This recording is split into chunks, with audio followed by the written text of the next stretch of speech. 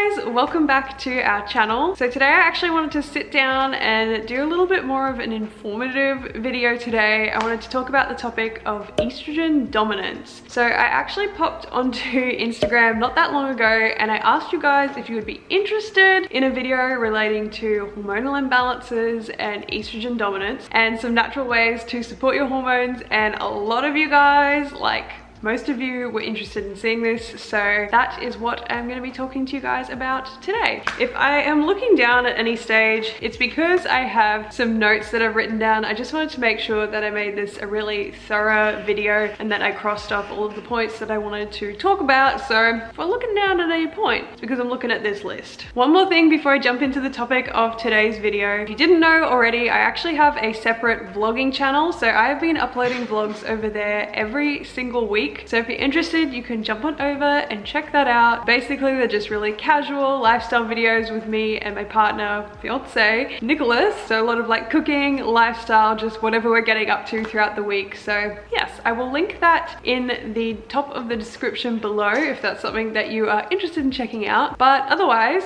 I'm gonna get on to the topic of today's video. Another little disclaimer, obviously everything that I'm talking about here today is not medical advice, so definitely consult with your own health practitioner, especially if you're having difficulties with your hormones or you suspect that you might be dealing with estrogen dominance. It always helps to be working with a professional who can look at what your hormones are doing, run some extra tests. With that said, I'm going to be sharing a few little natural tips and tricks and lifestyle hacks that you can use to help support more balanced hormones, specifically in regards to estrogen dominance. So first up, what even is estrogen dominance? Some practitioners don't actually prefer to use the term estrogen dominance, so you could also call it an estrogen excess, or in some cases a progesterone deficiency, which creates a relative excess in estrogen. So it's not even that estrogen is always super high. We could have normal estrogen and low progesterone and it could still create the sort of symptoms that we would expect with an estrogen excess, just because those two hormones aren't kind of working in symphony with each other. But the most basic way of understanding estrogen dominance is that we typically have an excess or high levels of estrogen, which may or may not be paired with low progesterone. So the kinds of symptoms that we would expect with estrogen dominance would be heavy periods, because estrogen is responsible for building up that uterine lining. So when we have an excess of estrogen, we could expect that we're going to have really heavy bleeds. Other one is breast tenderness. That is very common, which a lot of people experience kind of that week leading up to their period. Mood swings or PMS, anxiety, which is really common, especially premenstrually, or anxiety that you experience kind of cyclically. So every month you notice that you're more anxious at certain times of the month, and then also painful periods and acne. So these are some really common symptoms that a lot of women experience and a lot of people actually think are normal. So a lot of these things have actually been normalized for women, but in a lot of cases what we actually have going on is estrogen dominance. So it's really common, especially in young women, but perimenopausal women can also experience some level of estrogen dominance, especially in those early stages where we have a lot of fluctuations going on with our hormones prior to menopause. So that's another thing to keep in mind. So it is something that's mostly affecting younger women, but it can also affect women kind of in that perimenopausal stage as well. Another thing to keep in mind is that excess estrogen is also associated with a number of more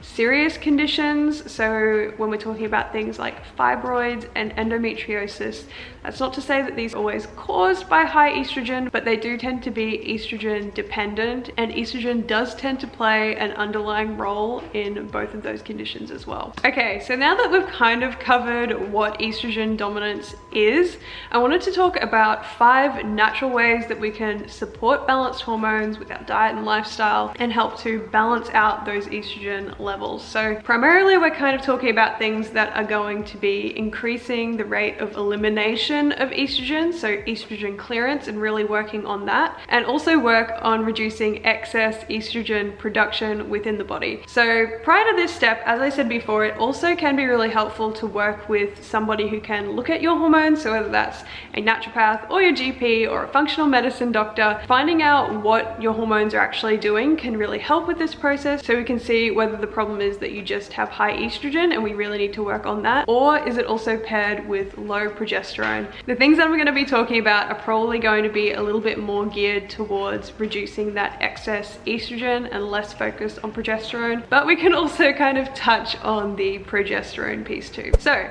number one tip, work on your gut health. And I know that like we talk about gut health all the time on this channel, and that's for very good reason. So our digestive tract is one way that we eliminate estrogen. So after our estrogen has been processed through the liver, we are excreting that from the body in our poop. You want to be making sure that you are having regular bowel motions, because essentially if we have like a little bit of slow motility or more like on the constipation side of things, that estrogen can actually be reabsorbed from the digestive tract back into circulation. Making sure that you are staying regular is really going to help to prevent that reabsorption of estrogen. So here it's really helpful to just go back to basics, making sure that you are drinking enough water, because I know a lot of us are not doing that. I am guilty as well. And the second one being making sure that you are eating a good amount of fiber, so adding a lot of different vegetables to your diet. So essentially fiber is going to help really sequester up all of that bile, add bulk to the stool, and make sure that you are regular, sweeping out all of those toxic metabolites and hormonal metabolites. And while we are on the topic of gut health, aside from just looking at increasing motility, we also want to really foster and support a healthy microbiome. So there's some really good reasoning behind this, and it also relates to the issue of estrogen reabsorption through the gut. So we actually have an enzyme called beta-glucuronidase that is produced by our gut bacteria that can increase the ability of estrogen to be reabsorbed.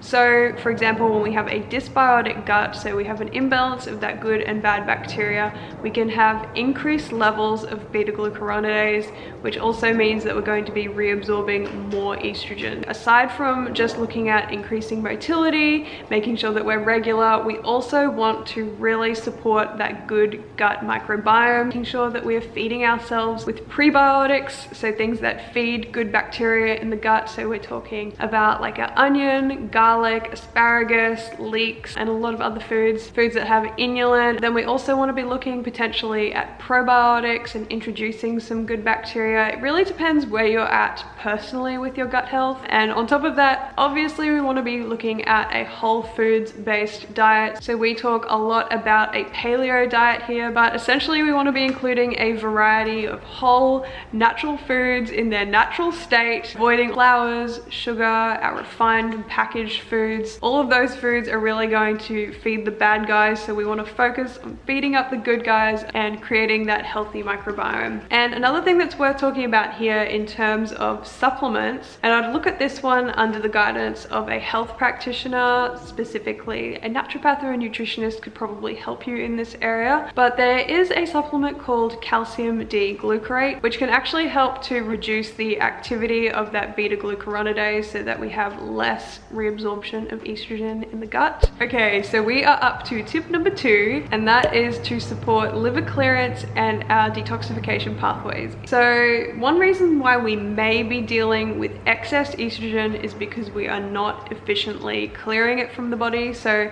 in order for estrogen to be eliminated and cleared, we have to first go through the liver. So we're going to be metabolizing estrogen into its estrogen metabolites, essentially breaking down estrogen. So in some instances, we could be dealing with a sluggish liver in the sense that phase 1 or phase 2 clearance may not be optimal. And in that scenario, it can also be really helpful to get testing. I don't want to push too much on the testing aspect all the time, but I think it's just interesting to throw that out there so that you guys know as well what your options are. So with some labs, you can actually look at the metabolism of estrogen to kind of get an idea of which pathways the estrogen is going down. And essentially that can just give us a really good idea of how well you're metabolizing your estrogen. So depending, I guess, on where things are getting bogged up, we then have a number of different options as to how we can support the liver. So some of the easiest ways through just diet and lifestyle is incorporating lots of cruciferous vegetables. So when we're talking about cruciferous vegetables, we mean broccoli, cauliflower, Brussels sprouts, kale, all of those vegetables that are from the cruciferous family. Another really potent one is broccoli sprouts. So broccoli sprouts, you can buy them at like the supermarket in Australia. You can sometimes get them from Woolworths or Coles. You can often find them at like farmers markets. The other option is that you can actually grow or sprout your own broccoli seeds at home, which is something that I have been doing lately. If you've been following along on the vlog channel, I experimented with that like a few weeks ago and I've been keeping up with it. And that's just a really easy hack that you can do to kind of incorporate some of those superfoods on a more daily basis. Broccoli sprouts are a really good one for inducing phase 2 detox because they're really high in a component called sulforaphane. Same kind of goes with our cruciferous vegetables, so they tend to be higher in our sulfur-based compounds like our indole 3-carbinol and our diindole methane, which are two supplemental things that you can also take. So aside from the food sources, there's also the option of supplementing with these things. Again, I recommend doing that under the care of a practitioner. So you can do I3C or DIM, and they are both kind of more concentrated, and both of those compounds can be really effective in supporting the healthy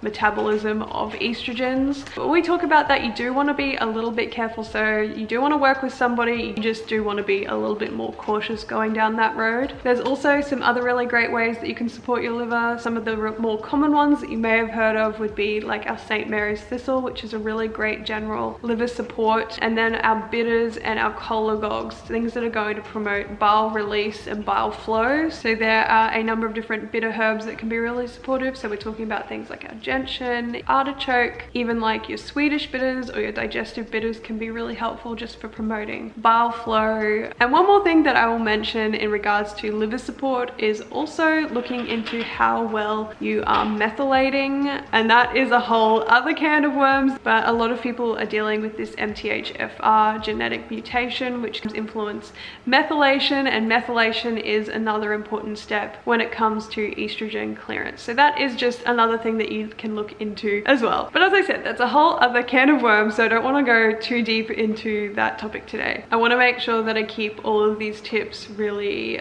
simple and actionable and things that we can all start doing. So the main things that I think I want you to get out of that one is making sure that you are supporting your liver. Broccoli sprouts is a great idea, and also all of our cruciferous veggies, making sure that you're having 1 to 2 serves of those every single day. Number 3, the third one that I want to talk about is stress. So I want to make sure that we're working on reducing our stress levels, and this is another one that we talk about all the time, and that's for really good reason too. So the downstream effects of stress can affect multiple different body systems, and that includes our hormones. So essentially, when we're really stressed out, our body produces high levels of cortisol, which is one of our major stress hormones, and that often comes at the expense of our sex hormones. So in particular, progesterone can kind of tank in response to stress. And as we were talking about before, when we have low progesterone, we can kind of have this higher relative estrogen. So we want to make sure that we are managing our stress as best as possible. So we're talking about physical stresses, psychological stresses. Stress, as you know, can really just come from a lot of different sources. Some things that you can start doing today is meditation. I know it sounds so annoying to tell people to meditate, but meditation really does help. And these days, given the kind of lifestyles that we lead, it's almost like an essential thing that all of us need to be incorporating into our daily routine. So you can download like the Headspace app and start doing that just for 10 minutes at night. Yes, it's only 10 minutes. Like most of us, we're scrolling on TikTok for like hours before we go to bed or scrolling on Instagram. This is as much like for myself as it is for you guys. Try and set aside just 10 minutes before you go to bed to do a really quick meditation. Other things that we can do to help manage stress. And when I'm talking about stress, as I said, psychological stresses, so incorporating mindfulness, but then we also have physical stresses that can also stimulate cortisol release. So we're talking about things like exercise. You want to make sure that you are not overtaxing your body. So things that are very cortisol-y exercises, I think of things like HIIT, so our high intensity interval training, running, especially really long distances, marathon type running. We want to tone that down, especially if you're dealing with hormonal imbalances. So for example, if you really enjoy doing HIIT training, you want to make sure that you're just not overdoing that. So it doesn't always even mean that you have to stop things altogether, but you want to pull back. Rather than doing HIIT 4 times a week, you might want to dial that back to 2 times a week and add in some more low intensity exercises. Things like yoga, walking, making sure that you are having an appropriate number of rest days, because I know that when we really get into the gym, sometimes it can end up being like a 5-6 day a week sort of thing, when in reality you might find that going to the gym 3 to 4 times a week is better for you and better for your hormones. And I think it's really important to consider it within the whole context of your lifestyle. For example, if you are like having a really busy time at work and things are super duper stressful, you probably don't want to be doing a HIIT workout that afternoon. So kind of working things around your own lifestyle. Maybe in that scenario, doing yoga would be a better option, at least in that time period. But essentially making sure that you are not over exercising and overtaxing your body. On that same note, making sure that you are getting adequate amounts of sleep. You've got a good sleep routine, getting to bed at a reasonable hour, waking up at a reasonable hour, exposing yourself to natural light in the mornings. These are all really good hacks that you can use to help normalize that circadian rhythm and that cortisol rhythm. And final one, kind of on the topic of stress, is also managing your blood sugar. So eating on a regular basis. I really do love fasting, and fasting can be a great option for people, but again, it's within the context of your lifestyle. So if you are really stressed out at the moment, like intermittent fasting and skipping breakfast is probably not something that you want to be playing with. But again, it's on an individual basis. So it's not saying that all fasting is bad for women, but you really do have to look at it within the context of like your lifestyle and what's going on at the moment. So that is tip number 3, manage your stress. Okay, onwards to tip number 4. Tip number 4 is to reduce your inflammation. So inflammation can actually increase the production of estrogen. So rather than talking about clearance, so inflammation can increase the production of estrogen through this process called aromatization. Sounds like a big word, but essentially all we're describing is this process where we are converting testosterone and androgens, like these male hormones, into estrogen. And as I said, inflammation can actually increase this conversion. So when we're talking about inflammation, we have to then start looking at what are the underlying causes of inflammation. Look at a lot of different factors. So number 1 is looking at your diet. So making sure that you're eating an anti-inflammatory diet, and that might mean taking out various things that you respond to. So whether that's dairy or whether gluten is an issue for you, but essentially we want to be working towards whole foods anti-inflammatory diet. Some other factors would be looking at infections and gut infections that could be contributing to inflammation. And then the last one is also looking at extra weight and body fat. So we also know that our fat cells are involved in this process of aromatization and producing more estrogen, which can be kind of a little bit of an annoying cycle, because a lot of people that have estrogen dominance also notice that they hold weight more easily. So I think that in that kind of scenario, it's really important to look at ways that you can support weight loss, like through diet, through exercise, and all of those good things, while simultaneously working on estrogen from other aspects. So also looking at clearance and all of these other areas. So as you can see for this one, it's really important to kind of see what your personal underlying issues are and work on those. Another little hack that you can do actually for this one is green tea. So green tea is actually and aromatase inhibitor. So we talked about aromatization, just to recap. Aromatization, conversion of androgens to estrogens. We can kind of reduce this conversion by looking at natural aromatase inhibitors. One of those is green tea. So incorporating green tea on a daily basis can be another really fantastic option. I've been really into matcha green tea at the moment. Probably want to be looking at doing it more like 2 to 4 times a day to really get the benefits out of it, whilst also balancing that against the caffeine, because green tea does tend to have a little bit more caffeine. So if you are doing green tea, I would keep that mostly to the morning and not afternoon. But yeah, green tea is another little hack that you can use in that instance. So number 5, and my final tip, is to avoid xenoestrogens. So these are compounds that actually mimic the effects of estrogen in the body, and they can be absorbed in a number of ways, whether that's across the skin or ingested. So some sources of xenoestrogens that you would want to avoid, there are so many different ones. Some of the main ones are plastics. So I'm talking about plastic water bottles, plastic like food containers. You don't need them in your life, especially if you are like taking containers to work and reheating them in a microwave. Just invest in some really good glass containers. That would be a better option, and it's going to be more long-term and sustainable. I would choose glass over going with things that are BPA free, because I'm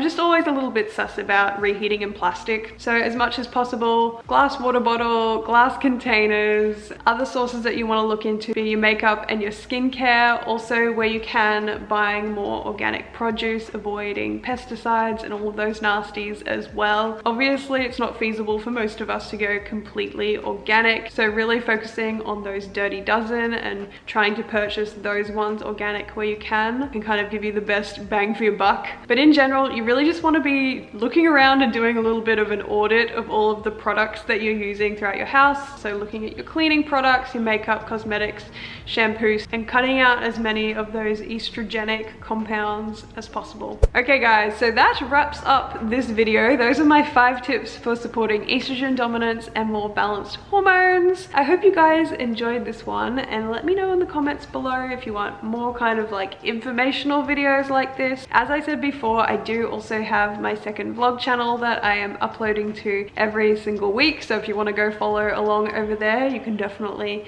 go and do that, and I will leave the link in the description below. But yeah, I really just hope that you guys got something useful out of this video. As I said like a billion times before, it can be really helpful to work with somebody one-on-one just to determine like if you're dealing with excess estrogen or whether you have a progesterone deficiency or low progesterone, just to really understand what you are dealing with individually. But at the same time, it really doesn't hurt to start incorporating some of these more diet and lifestyle focused little hacks. So I hope you guys enjoyed this one. If you did, let me know, leave it a big thumbs up, and otherwise I will see you guys all in our next video. I think Beck might be thinking about doing like a more makeup related video coming up soon, so we'll see what happens with that. Hope you guys are all keeping well, keeping safe wherever you're at in the world, and I will talk to you next time. Bye.